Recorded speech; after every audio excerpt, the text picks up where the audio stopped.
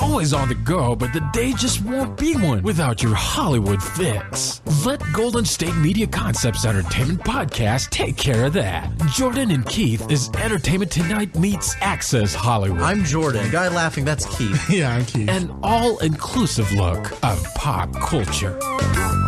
Serving, it's just one big therapy session for each other. It's the Golden State Media Concepts Entertainment Podcast with Jordan and Keith. Danica and Keith Wren. No, that's horrible, dude. I love it. And that's our new names. So no, it's not. What's Keith and Jordan, Jordan and Keith. What's up? What's going on, Keith Wren? What's our first news story? I don't respond to that name, dude. We'll see as time goes on. No. All right. But no, in all seriousness, we have a fun show. Entertainment news, yes, coming for you. So, first story I have for you: Nicolette Sheridan files for divorce after 6 months of being married secretly. Nicolette Sheridan is famous for being on Desperate Housewives on ABC. Is that the spinoff of The Good Wife, or is The Good Wife the spinoff of Desperate? No, dude, two totally different shows, bro. Okay. Well, see, this is good. This is what the people need to know. It's a nighttime soap opera that was on ABC that was immensely popular. Good. That had Terry Hatcher as the main star, but Nicolette Sheridan was one of the supporting actresses. She's also famous for being Telly Savalas, Kojak's stepdaughter. Oh, okay. Well, yeah. What do you think she's more famous for? At this point, Desperate Housewives. Oh, okay. But it's just interesting because, she filed divorce after being married, like I said, for only 6 months to Aaron Pfeiffer's. Well, depending on who you ask, Keith, 6 months is a long time. And, it's her second marriage. Can she be blamed? She's 52 years old at this point. Okay, she looks good. She looks really good. Yeah. So good for her for, being lovely. 2 marriages, that's not a lot. You're still doing really good on the track record. Well, she used to be married to Harry Hamlin from Mad Men, and he was also, he got a big break. The Clash of Titans. Ajax. Huh? No? Okay. Cousin of what? Ajax? Who? Never mind. No, I'm sorry. Wrong Harry Hamlin. I thought you were talking about a guy. I said Harry Hamlin. Harry Hamlin. Okay. I thought you said Harry Handlin. No, a kid I went to a second grade with. From Mad Men and from Clash of the Titans, the original movie. He played Perseus. I don't actually know a Harry Handlin, so I was trying to cover it up. But all right, that's fine too. Clash of Titans. I know who you're talking about now. She used to also, she used to also date Leif Garrett. That's a throwback. Well, who is she getting divorced to? Or is this also a famous guy? Dude, you weren't listening. Aaron Pfeiffer's. But I don't think you said Aaron Pfeiffer. What's he famous for? He apparently is not famous. Okay, well, I guess that's why I didn't hear it. Yeah, exactly, right? I'm in an entertainment. Her previous husbands and boyfriends were famous. Like I said, Harry Hamlin, boyfriend Leif Garrett, and famous boyfriend Michael Bolton. So, So she's been doing pretty good for. So sorry you're getting divorced. We wish you the best, Miss Sheridan. Well, our kind of congratulations because no good marriage ends a divorce. This is a good step to take. When it's over, it's over. Yeah, so, that's true. That's true. Quote R. Kelly once again: "When one's fed up, there ain't nothing you can do about it." So that's a good song, actually. So. Okay, I think so too. So do you have something for me, sir? I was going to talk about. What's that? Well. Mick Jagger, right? You mean that guy from that group, that one English rock group, the Beatles? It's the Beatles, yeah. The Turtles? The Zombies? Where was he from? Well, who could really remember what Mick Jagger's from? Start Me Up, Satisfaction? What? Devil? Okay, so but you know him. From Rolling Stones. You've heard some of his songs. I'm just being sarcastic, yes. Oh, he was in the Rolling Stones, Painted Black. Hey, you get off my cloud? Yeah. So he has his 8th child right now. At his age of 72, he's welcoming in the next 8th child. The next 8th.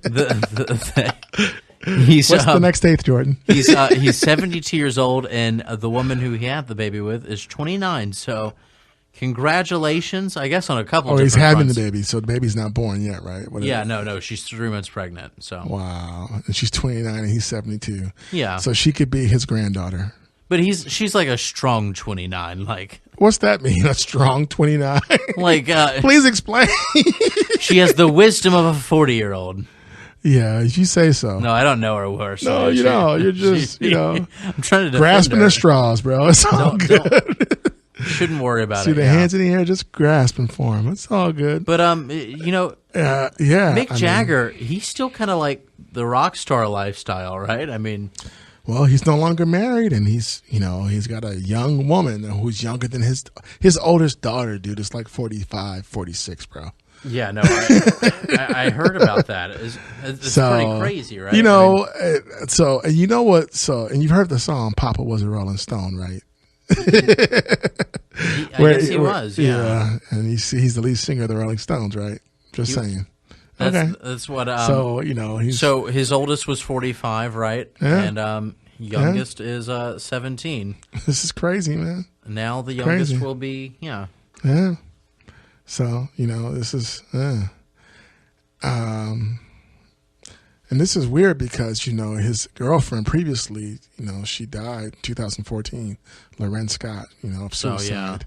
So I guess he's moved on, but apparently so. So congratulations on having your 8th kid. Well, he can afford it. So. Yeah, congratulations. no question about it. Yeah, 72. He still got it, huh?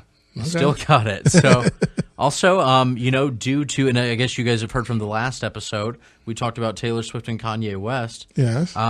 Little update that's not related whatsoever. Someone made a rest in peace mural to Taylor Swift, and I guess it was kind of an 1989 to 2016. Ouch! In loving memory.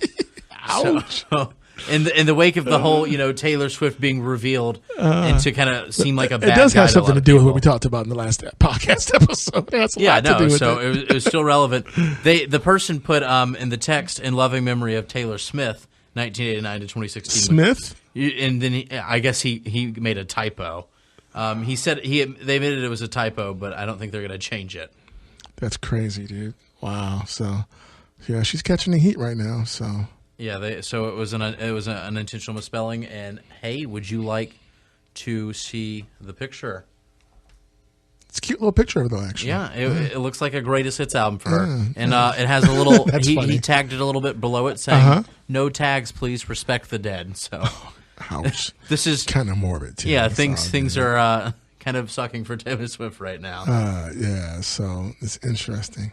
Yeah. So speaking of, ladies in the entertainment industry. Anytime we say speaking of, I am so excited to hear what you're going to possibly be able to segue with this. Like, speaking of walls and things that you could write on them. Right? Yeah. So Zoe Kravitz, who is the daughter of Lenny Kravitz and Lisa Bonet from The Bill Cosby Show, she has a new beau.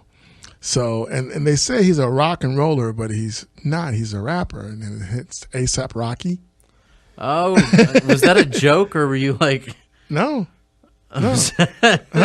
No, it's just your delivery there. Okay, A$AP Rocky. Okay, yeah, she's dating him. Yeah, she really is. Yeah, but they've done some music together in the past because she has a group that Lolo Wolf, I think it's called. So and he's in some videos with her. So I guess they're officially an item. There's a scene of them going to just shopping and they're strolling on the sidewalk. But and once again, so Zoe Kravitz, she's a singer from Lolo Wolf. Also starred in Mad Max. Yes, she's in Mad Max. Does everybody remember Mad Max? And she's in the X-Men movie too. Not this one. It's the which one was it? It's the first one with the young cast. Okay. So yeah, I know what you're talking about. Yeah, so she's in that film. She's a real gem, and we're all happy for her. At least I am. Yeah, her and A$AP Rocky. So A$AP Rocky did a song with Rod Stewart, dude. What was the song? I forget what it's called, but I saw it when my man James Corden has his carpool karaoke.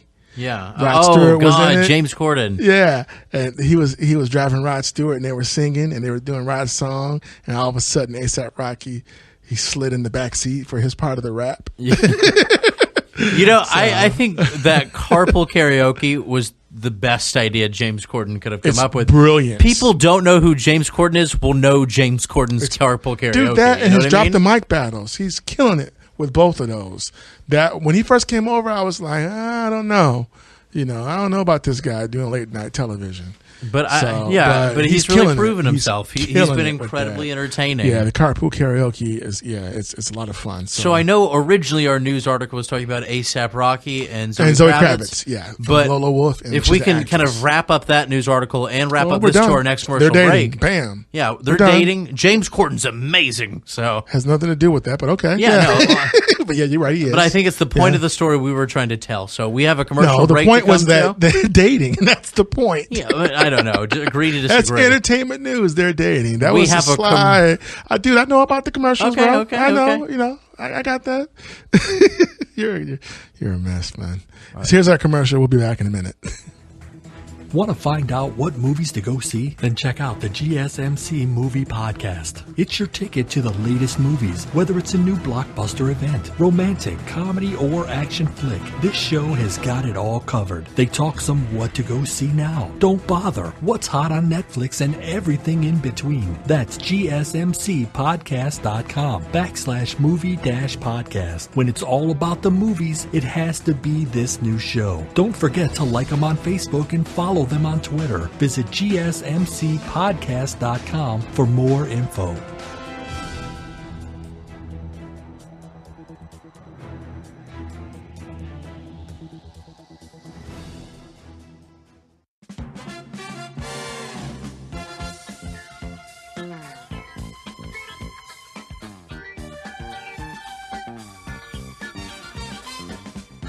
Hey everybody, welcome back to the GSMC Entertainment Podcast. And we're having a good one so far.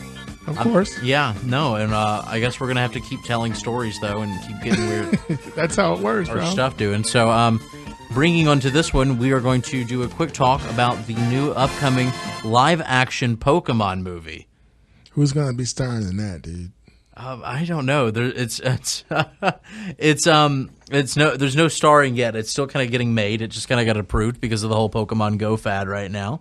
But it's going to be about Detective Pikachu. It's based off that game, and it's a Pokemon game in which a kindly and intelligent character teams up with a boy called Tim Goodman to solve mysteries. And it's going to be the first installment of a forthcoming Pokemon movie franchise, with production starting in 2017. Okay. Yeah. So it'll you be excited? Interesting. Not really, but we'll see. Well, we have another really podcast where we review movies, so we will watch it regardless. You weren't expecting that, were you? I'm like, no, I'm not really excited about it, but we'll see. So it's all good. I think I was expecting it plenty. Yeah. So this one's that's upcoming right now. Along with that, while we've got you with Pokemon Go and Pokemon things, I'm going to talk about one more thing that's out right now: a new dating site dedicated to Pokemon Go. You're joking, right? No, it's a real thing. Sometimes I don't say anything because I'm waiting for you to like. So come on. It's called Pokedates, and it'll match you and fellow players with meet your Ash or Misty. So it's $20 for each date, but the first Pokedate is free. Oh, that's good to know. I feel relieved and reassured now. That first date is free. Me and Keith are going to both sign up for it, and we will let you guys know how it goes next episode. No, we're probably not. No, I'm not. Keith, are you going to do it, really? Oh, come on, dude. Not at all, bro. Oh, okay. Just making sure. You seem kind of serious about it. So no, not at all, dude. We are going to talk about... That's just too much, man. Too much. So, go ahead. You still could possibly find the love of your life through the Pokemon game. I suppose. If none of the other countless websites of dating didn't do it, maybe this thing about Pokemon will. So I guess that's what we could say about it. Okay. Yeah. It's all good, bro. That's Pokemon dating. Come on, dude. That's just way too much. I think it's a good idea. Somebody apparently does. So yeah. Why not? You won't see me on that site. Not yet. No, not with the $20 price. Too steep, right, Keith? That's all you, bro. So it's all you. We do have other stuff, though, right? Yes, do we? Do we? You said it like we don't. What's wrong with you, dude? We do actually, because Mila Kunis. I'm so sorry. See, that's my problem. I'm constantly mispronouncing things. I'll admit to it. Mila Kunis and Ashton Kutcher. Ashton Kutcher and Mila Kunis. They are having a baby, right? Yes. We already knew that. Yes. But this is a story about how they kind of started out dating, and they started as casual Friends with benefits. Yeah, Like Friends the with movie benefits that she made, which is kind of cool because it made me. The first impression I got from listening to the story was Friends with Benefits, kind of made based on her life. Do you think? Do you think that maybe that's why she at least accepted the role? Like, well, he had a movie too where it was a similar type of story, but it wasn't called that. It was what was the name of his movie? Hers was Friends with Benefits. And he did No Strings Attached. Exactly. Yeah. So they had this theme going on that they didn't realize. And it's a cute little story, though. I mean, the interview where they talked about their relationship, or where she talked about it and how, initially he invited her to a party at his place. And he was going to set her up with one of his friends, but then he saw her, and then that went out the window. And they hooked up, and then he was just like, please stay the night, because she was just like, when she's not attached, she doesn't want to stay the night over at some guy's house. She just wants to, get out and do her thing. But he convinced her to stay, and then they're like, well, we're going to keep it loose and casual. And they were dating other people, but then they wound up not really feeling those other people, and they wound up calling each other and saying, hey, what are you up to? What are you doing? And they wound up just spending more and more time together, and it just seemed like it evolved into, their romance. So, and then she also stated too in the, in the story that when they were first doing that 70s show and she was a teen, of course she was attracted to him, but she said that they were two different people, and there was no way that if they were dating then that relationship would have blossomed into anything. Yeah, no, it kind of like they had to be at the right place at the right time. Which makes sense because, love and relationships and marriage are all about timing anyway. So yeah, that makes sense. So definitely. Hey, but did you ever think that they would be married with kids? Did you ever see that coming? I didn't see that coming at all. No, absolutely not. Right? I mean, because he was the whole 180-degree, 360-degree turn with the whole Demi Moore. Did you watch that 70s show? Oh, yeah, bro. Oh, yeah. Not at first. Not at first, and then I got sucked in reruns. How long ago until you started watching it? Like it probably took me. They were probably in the third or fourth season when I started watching it. Oh, that's not too bad. Yeah, because I think a lot of people kind of grew up with this show, and it was a huge part of people's lives. Reruns Yeah, got me because when it first came out, I was just like. And I think it's one of those shows that just came on so much back then, like reruns wise, that I think everyone officially started liking it. It became well, my thing is when I saw the commercial, I'm like, oh, it's that 70s show, but I don't see no afros. I don't see no disco, so I don't know. But then, I saw some stuff. You know how you just turn the TV on, reruns.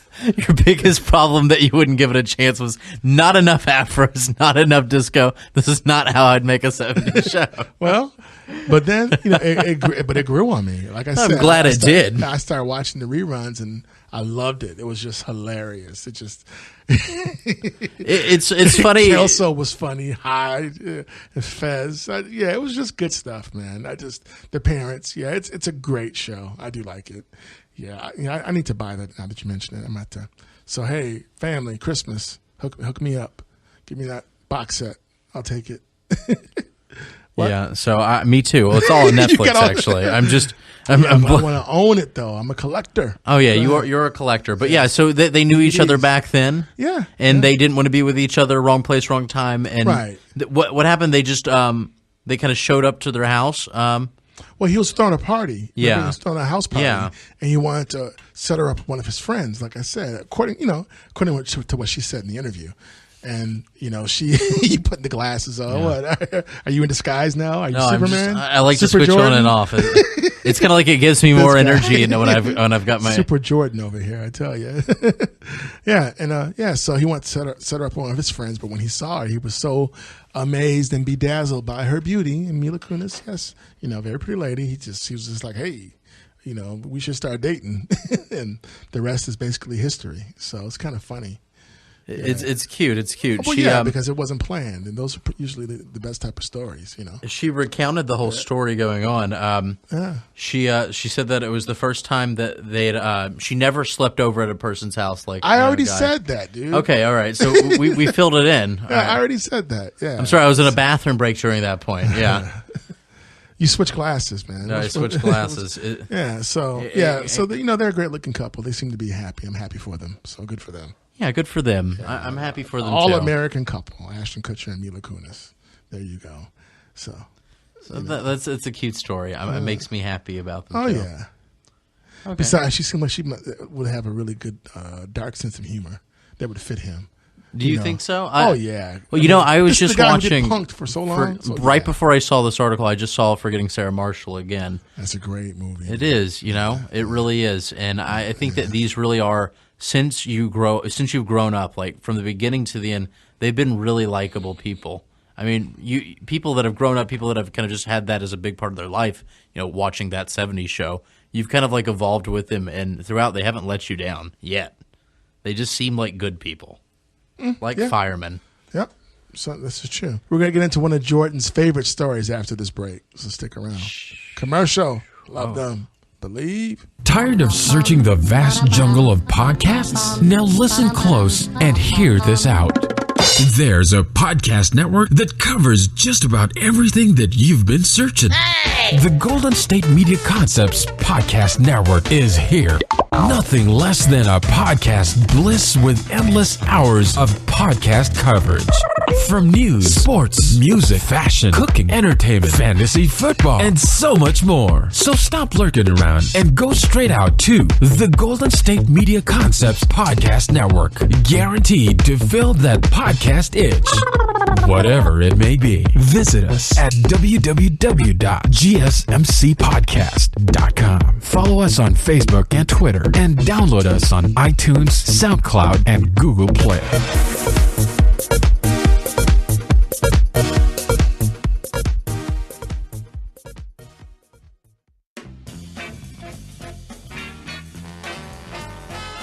Hey everybody, welcome back to the Golden State Media Concepts Entertainment Podcast. This is our last leg before the show's over. This is Keith and that's Jordan. Oh yeah, Golden State Media Concepts, caffeine free. Go ahead, I'm sorry. No, it's fine. Yes? Jesus, all right, yeah. So like when you turn it up, Keith, you turn it up. Yeah, I can turn it up, man. It's all good. I love how the one thing that you shouted loud and interrupted me on was saying that you're caffeine free, which was like the least believable thing of that right? that you've said right now.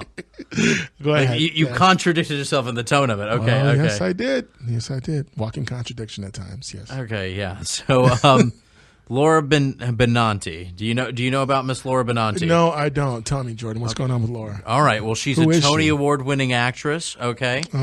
And she went on to the Colbert Report. I mean, not the Colbert Report. His Stephen new show. Yeah. I'm sorry. Late night with I Stephen just Colbert. missed the show so much. I hear you, man. It's hard. That's you get a pass. That's easy because for so long it was the Colbert Report.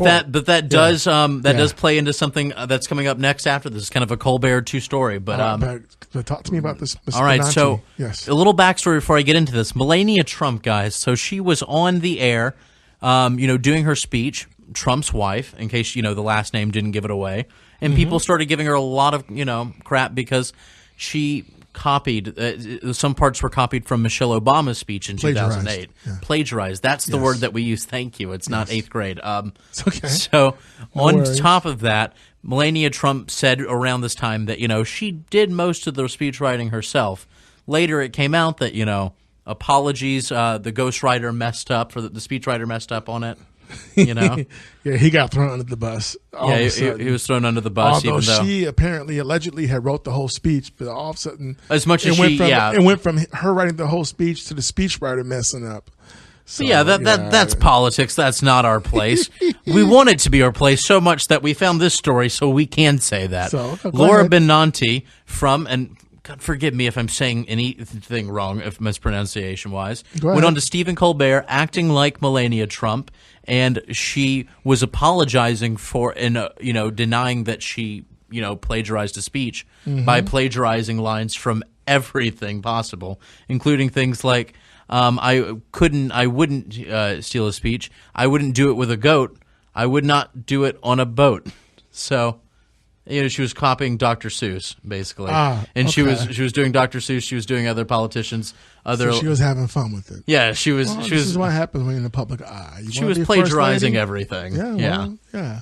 It was a lot of fun. But speaking of Trump and Colbert, this is the big fun story about this. Okay. Colbert brought his persona back for us on a little short video talking about Trump with Jon Stewart. Including holding his Captain America shield and sword, and getting to spit on Jon Stewart's face, and Jon Stewart getting to spit on Stephen Colbert's face. So it was a lot of fun. It was a fun return for people that loved the Colbert Report. Colbert Report. Thank you so much. But they up your R's. I know. I what's happening to me today? The Colbert Report. There we go. That's what I said. It's rapport. So no. Those. Go ahead. Those are the. Oh my God! All right, now. Okay. Take a deep breath, bro. Okay. You cut that little part, Shay. Okay, here we go. Now this is the real one. So for those of you that have seen the Colbert Report, we're big fans, but aren't following Stephen Colbert's new show, you get to kind of see his character returning back, and it's a lot of fun. He's talking about truthiness. He even brings up the word segment. Heath, did you like the Colbert Report a lot? When I watched it, it was very funny. I didn't watch it all the time. I was not a regular, but I was aware of it, and I did catch it from time to time, and I found it to be very humorous. So when he took David Letterman's place, I was okay with it. I wasn't quite sure how it was going to go, but I'm okay with it. Well, do you watch the new show much? I haven't really seen it. Me neither, and it's not that I don't want to. It's just, with time and everything, it's not something that I get to. I've watched a few of them. But I'm sure it's good. It's quality. In the he's a great host. He does a great job no matter what. Yeah, he's had some great musical guests. So like Letterman has done in the past. So yeah, I'll check it out. I just haven't really had gotten to it yet, but I will. So 'cause I do think he's a pretty cool cat. He's a very cool cat. It'd be cool to have a drink. If anyone's got to read the news to me, I'd want it to be Colbert. As long as it's good news. But go ahead. Oh no, of course. Even if it's bad news, I'd want him to do it. I hear you. Yeah. So that's my Colbert segment. That's my double power Colbert. Okay. What do you got for us, Keith? Well, I want to talk about your favorite celebrity, because I know you love her so much, Black China and Rob. So. Oh, yeah. Rob Kardashian and Black China. So, of course, we already know it's stated that they're probably going to have a boy, according to Black China's dad, Eric Holland. That's what he told Now Magazine. That's the case. And soon, apparently, Black China will be known as Angela Kardashian. So that's interesting. What? Yeah. What happened to Black China? And but yeah. Why did they throw out the name Black China? Well, I mean that's her name before the whole thing with Rob, but when she becomes a Kardashian, they changed her name. It sounds kind of like a Angela, I guess, is her real first name. So okay. So they're just bringing her into the fold. So it's all good. So, but yeah.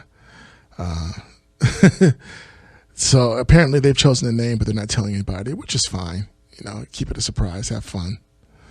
So that'll be fun. Be fun. Oh yeah. So and they're her dad states that she's likely to have a huge, like a big family is what he said. So and he it sounded like he insulted her and you're trying to clean it up for us. No. So her dad just said big family. Well, for the most part, yeah. Okay. I mean, I could quote it, but there's no need. I mean, that she wants a big family, but I will quote this. Quote, I said to Rob, I know you're just going to keep going with Angie until you have more than one boy, right? And then he laughed. He said, it wouldn't surprise me if they have 4 or more kids. So, yeah, that's, yeah. So he thinking, so, and there's going to be pressure put on Rob since he's the only male Kardashian to have a son. So, and they having also a lot of kids, it's tough. I mean, you got to. But when you're rich, you have those resources. Yeah, but the more kids you have, the harder it is to choose a favorite, and that's a well-known fact. That's because you desire to be the favorite. See, there you go again. I do. That's a shame. Yes, I do. Yeah, man. But I have another story that has nothing to do with being favorite. This is about the Divergent series. You remember that whole thing? Yes. What about it?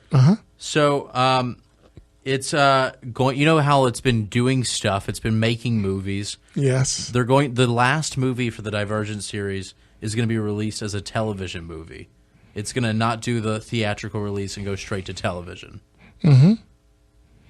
So that might be a mistake. So, I only say that because I don't know if that's going to. Did you like the Divergent series? I didn't watch any of them. I had no real desire. I didn't like the Divergent series. I saw one of them. I had no interest. It kind of felt like it was a very thinly veiled metaphor for being in high school. But regardless of that, I guess they're going to make it on TV and they're going to be introducing characters for a potential spin-off TV series for Divergent. Okay, well that's cool. So I guess this is kind of like setting up the path to a long-term series. So yeah, that could be interesting.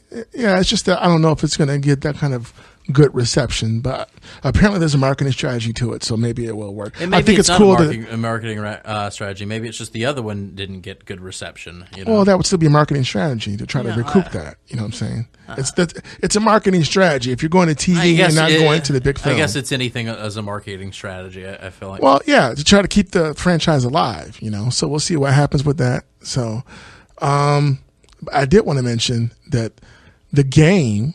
The rapper, The Game, and the LAPD police chief, Beck, they have put together like a PSA about stopping the violence. So, and it's really cool. I was really impressed. I mean, everything, what led up to this was like over a week ago, The Game and Snoop Dogg went to the LAPD police station to speak to the LAPD and talk to them and try to open up a conversation about peace. And they came with other, like, you know, with Bloods and Crips, because, you know, The Game's a Blood and Snoop's a Crip. And they just wanted to make sure they had an open conversation, open dialogue about keeping peace and about, you know, trying to, you know, stop the violence. So, and on that day they came down to the police station, the new cadets were graduating from the academy. And, you know, so all that led up to The Game, like I said, doing a public service announcement with police chief, LAPD police chief Charlie Beck. So, and, you know, when you watch this and they talk about the behind the scenes, you know, police chief Beck was saying that he felt like, you know, he was catching some flack because there are some people like, well, why are you doing this commercial with this gangster rapper? And he said he's sure that The Game was catching some flack from some of his colleagues as well. It's like, why are you doing this commercial with this police chief? And they said that we both felt like it was time for this, and that we don't want to see any more violence in the streets. We don't want to see any more high homicides. You know, we want to have a peaceful city. So, yeah, I think it was really cool. I mean, you can watch this, you can go online and you can see, you know, the PSA that they do. But you know, it's really cool. It's a step in the right direction. It's very nice to see, you know, The Game taking a leadership role in that way. And, you know, to see a rapper from the West Coast, you know, united with a police chief, you know, that's cool. That's different. That's new. So, yeah, I wanted to tell you that. So, okay, yeah. Shout out to The Game and LAPD Police Chief Charlie Beck. So, shout out to The Game and Charlie Beck. Yes. So I wanted to leave I've you got with that. one more story though before we finish this one up. It's something that we really want to talk about. I think both of us did. What? What's we were able that? to get into it. It was Leslie J. Leslie Jones? Yeah, Leslie Jones from Ghostbusters. From Ghostbusters. So, yeah, so go ahead. I'm sure a lot of people have already known about this, but you know, here it comes anyways. Leslie Jones was in Ghostbusters. I saw the movie. I think she did a fantastic job. Ready for the podcast, bro? Gotta keep you guys come see the movie podcast. Can't give them all the goods. Can't give them all the goods. So a lot of people were, you know, saying a lot of hateful, racist, sexist remarks, just everything possibly rude to her. And I guess it was because people have been very upset about the fact that they're making an all-female Ghostbusters, which, by the way, doesn't matter. You know. Dude. So hold on. So Shay, you can cut that part out. Let's talk about. Say that there were some negative remarks, critical, you know, really discouraging things said about her. Don't use the word racist, and don't talk about the female cast. Yeah, you're right about the race. I should just say So just say there were lots of negative remarks, you know, shameful. There were lots of negative remarks made towards her on Twitter. So, and then you can talk about it from there. The CEO heard about it and what he did. Okay. So whenever you're ready, because it's still rolling. All right, so Leslie Jones, you know, she was in the new Ghostbusters. Yes. They had to deal with, she was sent a lot of just terrible, you know, rude tweets, remarks, comments. Okay. So it's just all the bad things that people send on the internet was all directed to her. So it got kind of abusive? Yeah, it was very abusive. Okay. Just a lot of cruel things. Okay. So from there, she decided to delete her Twitter account, saying that, you know, this was just a lot of hate and all she did was make a movie. Okay. Which...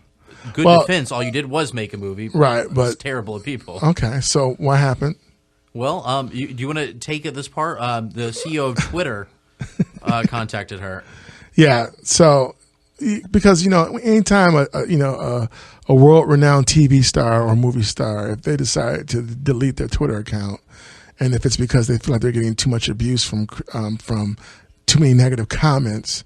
Apparently, the CEO of Twitter, Jack Dorsey, found this out, did an investigation, and he was able to pinpoint it down to one person, and that person got suspended from Twitter, I believe, indefinitely.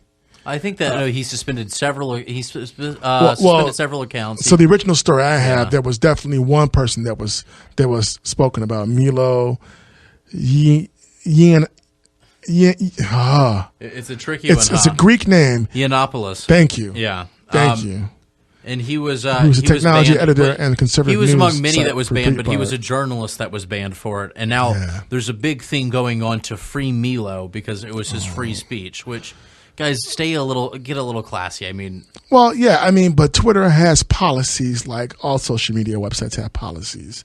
If you are cited for violating those policies, then Twitter and other social media organizations have the right to do what they want to with you, with your account. Yeah. That's the account that they own that they're letting you use. So, yeah. So, and so Milo, say his last name again, please. Okay. Yiannopoulos. Yiannopoulos. Yeah. Yiannopoulos. He's a technology editor and the conservative at the conservative news site Breitbart. So that's where he's from. So yeah, so that's what happened to him. So to our knowledge, Leslie didn't ban this guy. She just got tired of it. So ideally and hopefully now she's encouraged to keep her Twitter account. And and there have been other famous women too have been criticized on Twitter from people who are just negative. And it's not classy. But we're happy for Leslie Jones.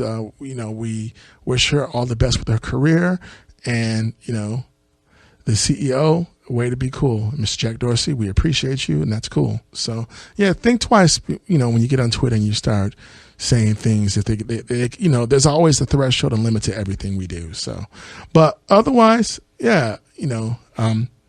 look for our movie podcast where we review Ghostbusters. So that's coming out. Yeah, so definitely.